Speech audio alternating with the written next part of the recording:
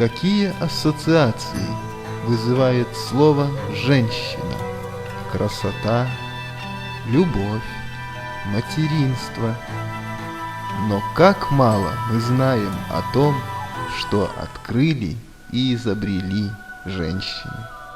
Это и астролябия, прибор, позволяющий определять положение планет относительно Солнца, и перископ для подводной лодки, и барабан стиральной машины.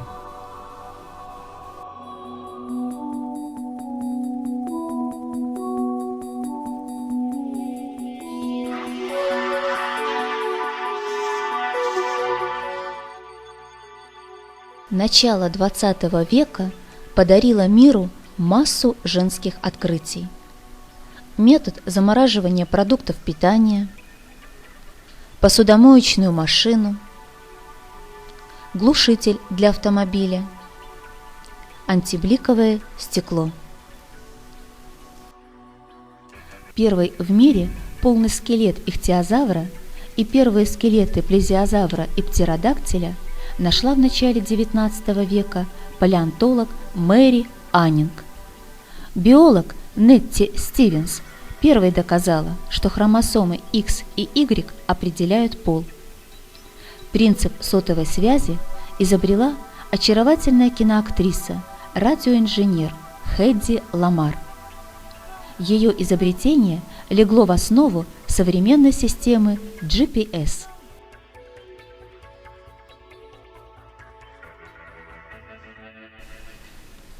Женщинам принадлежат многие открытия в области астрономии. София Браге работала вместе со своим младшим братом Тихо Браге, который называл ее Уранией. Их астрономические наблюдения стали основой для современных представлений о планетарных орбитах. Музой астрономии называли Мари Куниц, переводчика и популяризатора работ Кеплера. Николь Рейн-Лепот, первая французская женщина-математик и астроном, предсказала возвращение кометы Галлея в 1759 году. Она же производила другие сложные астрономические расчеты, помогая известному астроному Лаланду. Первым программистом в мире была графиня Ада Августа Лавлейс, дочь великого английского поэта Джорджа Байрона, работавшая в 30-е годы XIX века с Чарльзом Бэббиджем, создавшим прототип цифровой вычислительной машины. Леди Лавлейс работала над ее программной частью. В знак признания ее огромных заслуг один из современных языков программирования получил название Ада.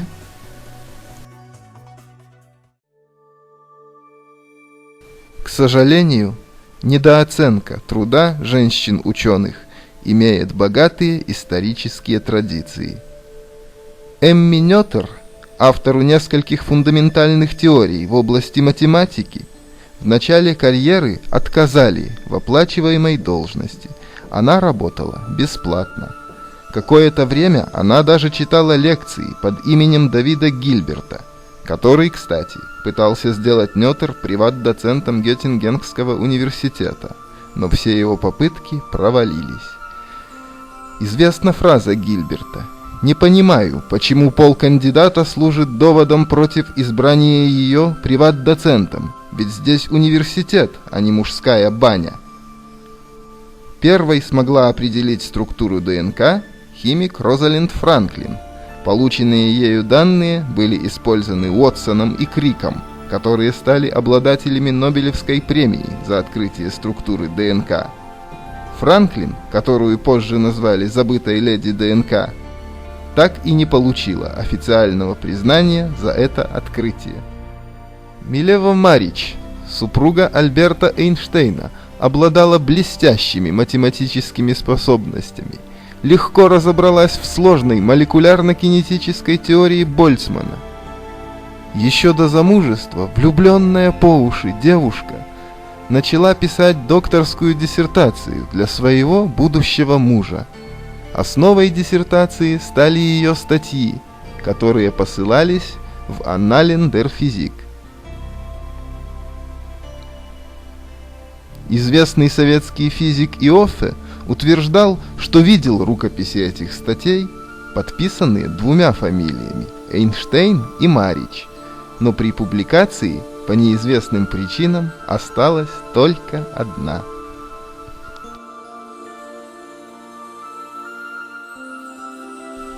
Однако, несмотря на многие препятствия, женщины становились лауреатами Нобелевской премии.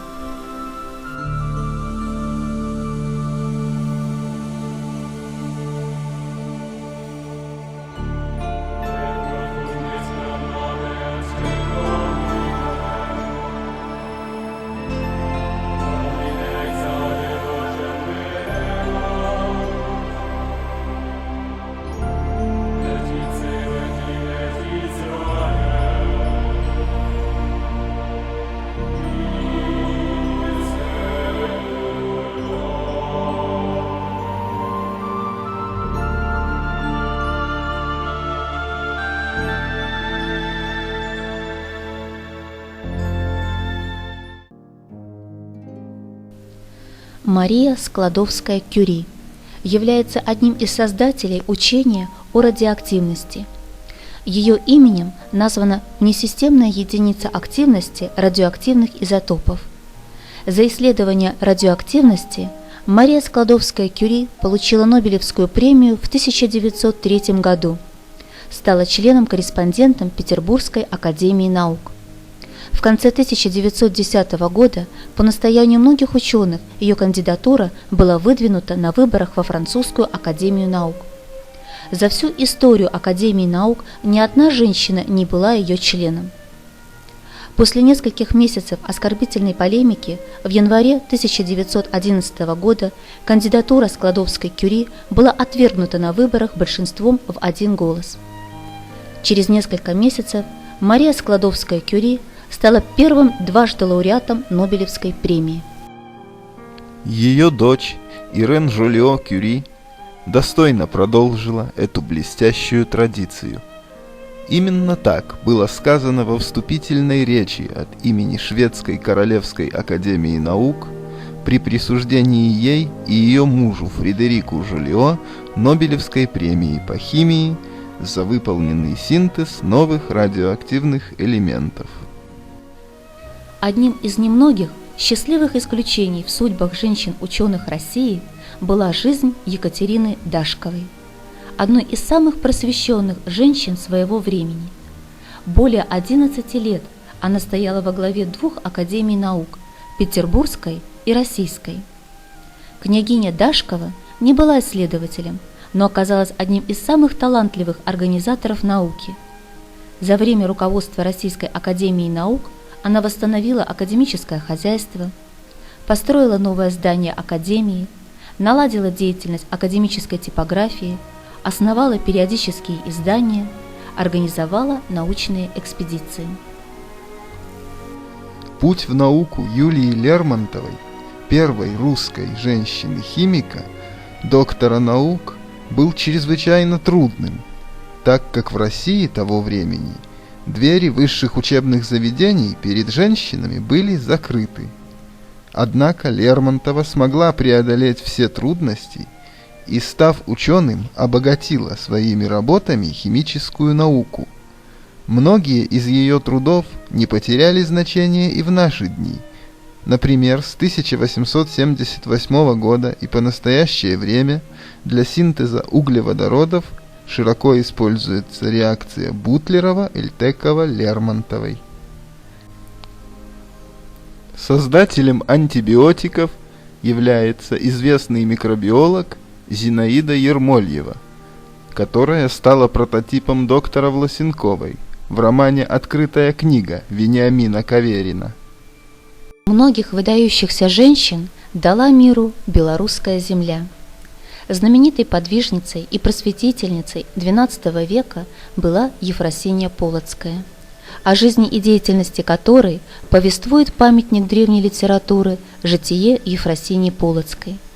После пострига в монахини Ефросинья немало преуспела в ремесле, требующем солидной научной подготовки, терпения и художественных навыков, ремесле переписчика книг. Она переписывала творения святых отцов, разные поучения, речи, повести и в отдельности летопись преподобного Нестора. Ею были переписаны не только религиозно-нравственные тексты, но и византийские исторические хроники, естественно-научные трактаты, популярные в то время сборники афоризмов. Ефросинья занималась также переводами с греческого, а возможно и с латинского языка. Перу просветительницы принадлежат и оригинальные сочинения. Она писала стихи славянские, составляла хронику города Полоцка. При монастырях, основанных Ефросиньей Полоцкой, возникли скриптории, мастерские по переписке книг, в которых создавались памятники книжной культуры. Ефросинья заложила основы первой уникальной в истории Беларуси библиотеки Полоцкого Софийского собора. Она же основала школу для дочерей богатых палачан, в которой преподавались такие необычные для того времени предметы, как природоведение, медицина, риторика.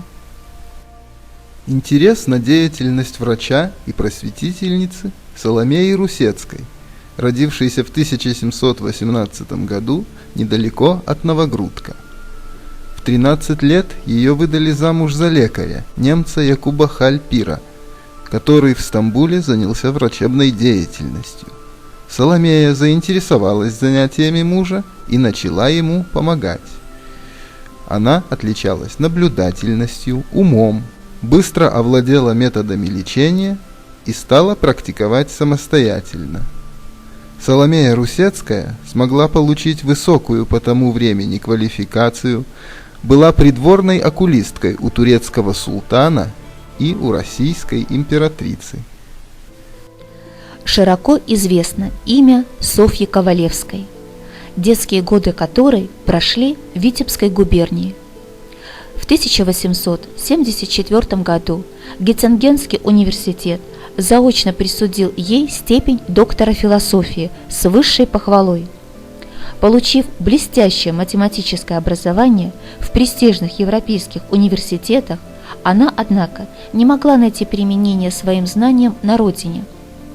Вернувшись в Россию, Софья Ковалевская на протяжении почти 9 лет не смогла получить место профессора ни в Петербурге, ни в Москве. В 1883 году она согласилась принять должность приват-доцента в Стокгольмском университете. Софья Ковалевская стала первой женщиной-профессором не только в Стокгольмском университете, но и в Европе, а в 1889 году первой женщиной, членом-корреспондентом Петербургской академии наук. Первой женщиной, получившей в России звание врача и в 1876 году степень доктора медицины, стала уроженка Витебска Варвара Кашеварова. В 1863 году она добилась разрешения военного министра о зачислении ее в медико-хирургическую академию, которую окончила с дипломом лекаря с отличием и золотой медалью. Несмотря на ученую степень, она не была допущена к научной и педагогической деятельности и занималась медицинской практикой в Петербурге и Воронежской губернии. Первой женщиной-геологом не только в Беларуси, но и в Литве и Польше считают Анну Мисуну, уроженку Витебской губернии. На протяжении 20 лет она изучала ледниковые отложения в Беларуси и сделала ряд открытий.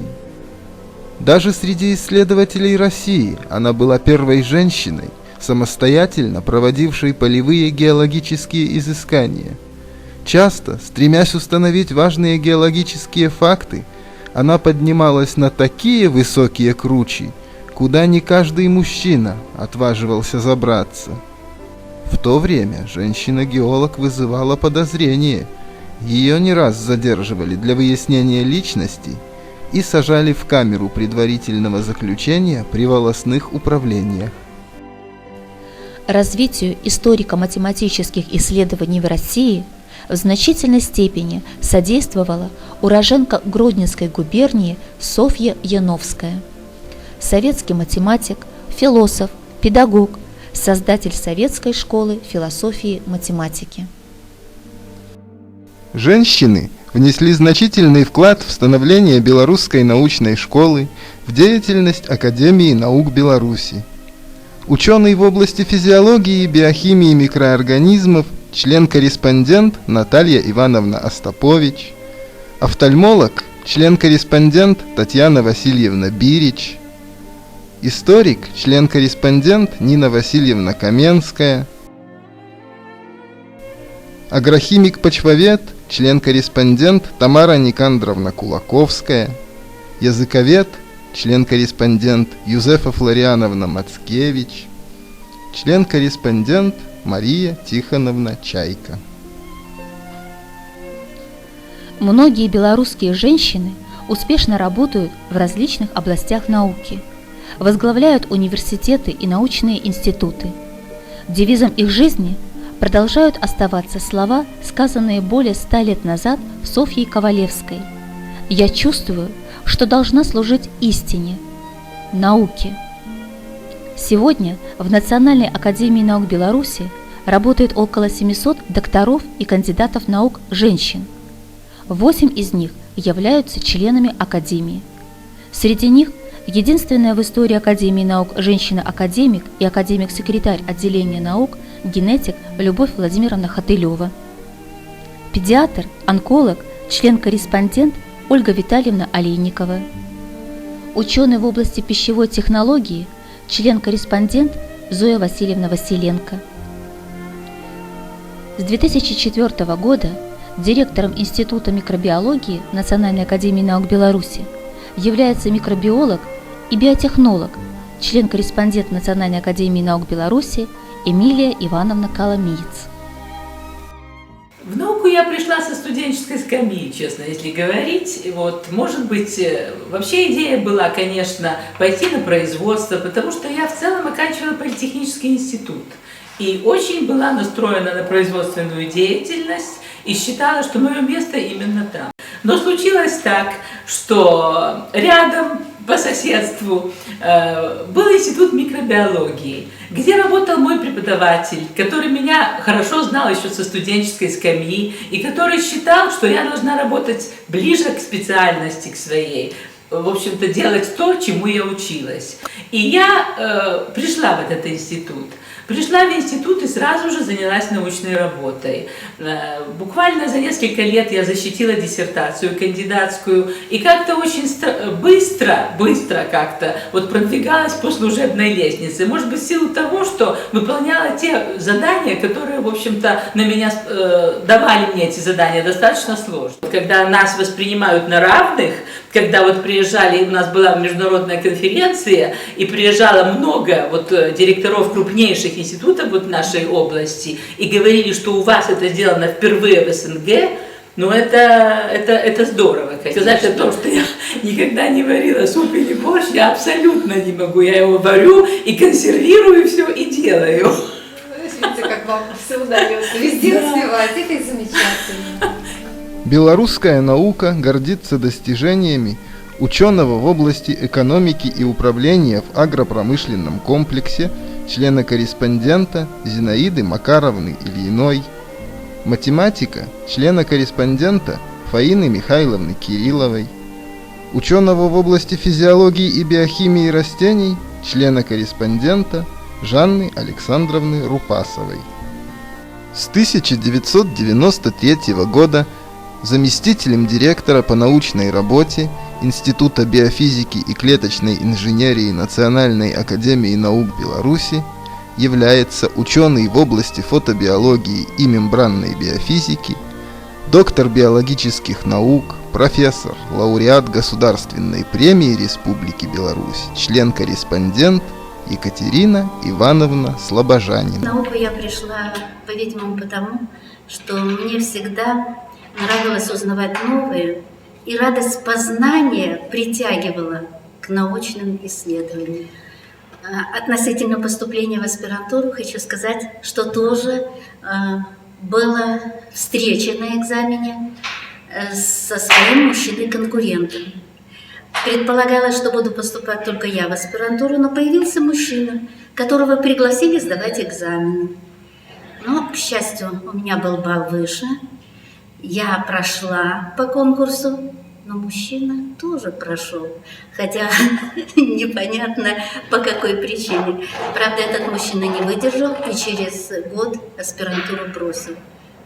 Как мне кажется, что в моей научной судьбе сыграли роль основной мужчины. Но были еще 3 идеала женщин, жизнь которых увлекала меня. Еще в школьнице я прочла о жизни Марии Кюри, о том, какие открытия она сделала в области радиационной химии, и о ее семейной жизни.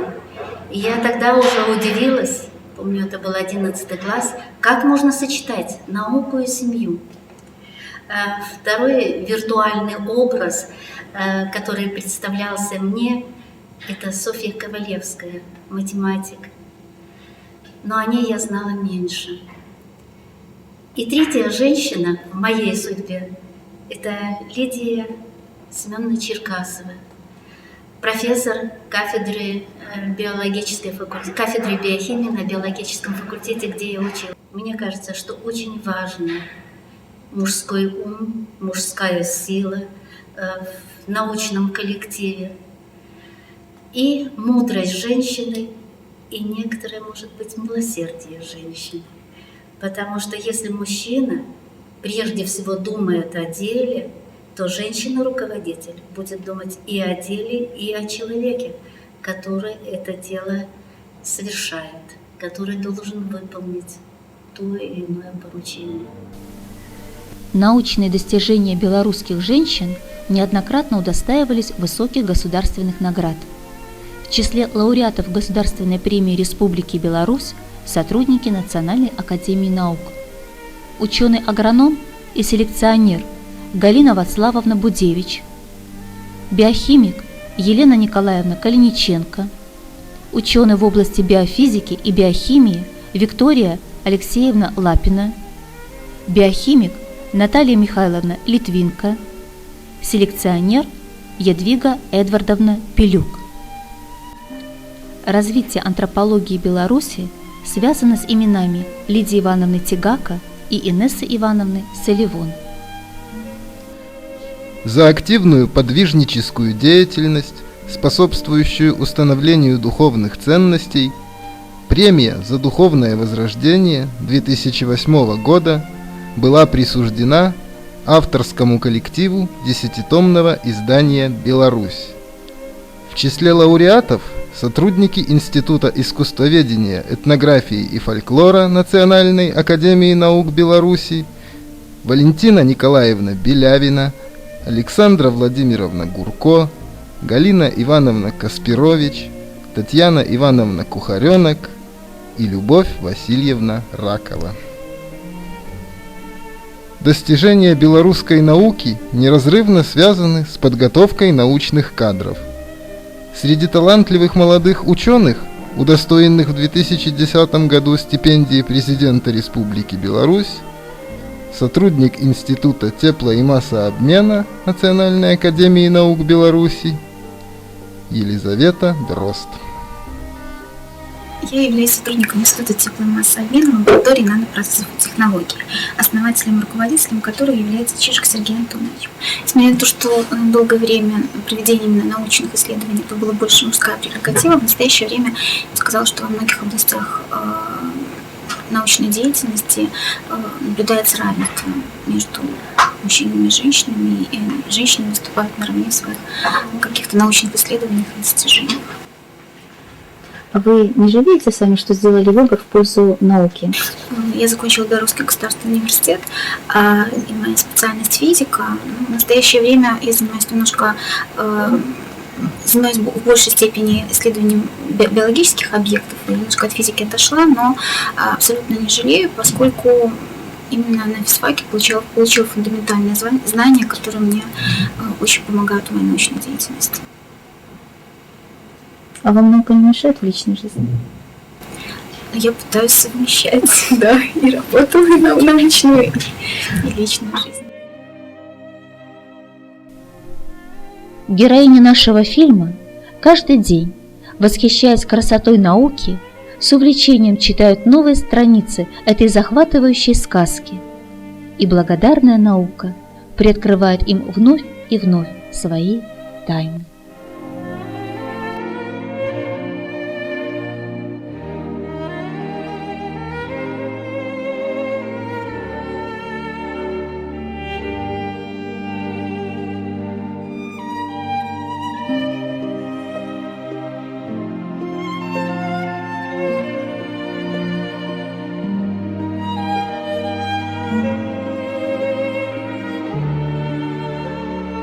Thank you.